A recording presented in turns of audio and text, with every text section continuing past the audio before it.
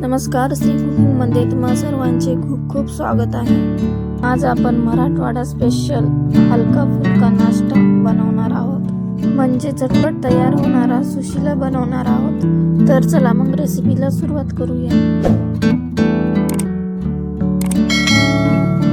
इथं मी एक बाउल भरून मुरमुरे घेतलेले आहेत। सगळ्यात अगोदर आपल्याला मुरमुरे पाण्यामध्ये टाकून भिजवून घ्यायचे आहेत। इथं मी पाणी घेतलेलं आहे आणि त्यामध्ये मुरमुरे टाकून भिजवून घेत आहे। आता 1 ते 2 मिनिट असंच पाण्यामध्ये मुरमुरे भिजवून घ्यायचे आहेत। हे बघा, आता हे मुरमुरे भिजलेले आहेत। आता आपण हे मुरमुरे चाळणीमध्ये काढून घेऊया। चला मग साहित्य बघूया। इथं मी 1 चमचा जिरे, 1 चमचा मीठ, अर्धी वाटी शेंगदाणे, कढीपत्ता, 2 हिरव्या मिरच्या कट करून घेतलेल्या आहेत, थोडं डाळ, 1 टोमॅटो, 1 कांदा बारीक चिरून घेतलेला आहे आणि थोडीशी कोथिंबीर। इथं मी कढईमध्ये तेल टाकून घेत आहे 2 पळी।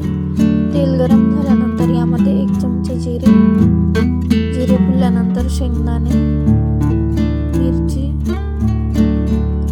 डाळ हे सर्व छान असं तेलामध्ये भाजून घ्यायचं आहे आणि कढीपत्ता पण टाकून घेत आहे। हे सर्व तेलामध्ये छान असं भाजून घ्यायचं आहे। हे पण छान असं भाजून झालेलं आहे। आता यामध्ये मी 1 कांदा बारीक चिरून घेतलेला आहे, ते घालून घेत आहे। ते पण छान असं तेलामध्ये भाजून घ्यायचं आहे। इथं मी थोडीशी कोथिंबीर टाकून घेत आहे आणि इथं टोमॅटो बारीक चिरून घेतला आहे, 1 ते घालून घेत आहे। हे छान असं मिक्स करून घेऊया। टोमॅटो ते छान असं मिक्स करून झालेलं आहे। आता यामध्ये मी अर्धा चमचा हळद टाकून घेत आहे आणि 1 चमचा मीठ। हे सर्व मिक्स करून घेऊया। हे बघा, छान असं मिक्स करून झालेलं आहे। आता यामध्ये भिजवून घेतलेले मुरमुरे घालून घेऊया।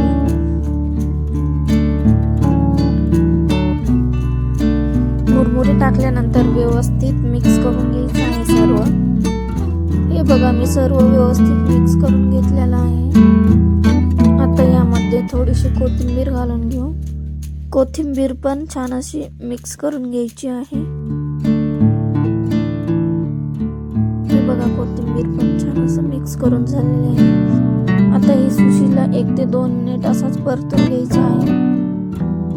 हे बघा, आता हे 1 ते 2 मिनिट झालेले आहेत आणि छान असा परतून झालेला आहे। हे बघा, अगदी कमीत कमी वेळेत आपला हा सुशीला तयार झालेला आहे। तुम्ही पण नक्की ट्राय करा। तुम्हाला ही व्हिडिओ आवडला असेल तर लाईक आणि शेअर करायला अजिबात विसरू नका आणि ही रेसिपी तुम्हाला कशी वाटली ती मला नक्की कमेंट करून सांगा। अशाच नवनवीन रेसिपी पाहण्यासाठी चॅनलला सबस्क्राईब करायला विसरू नका। धन्यवाद।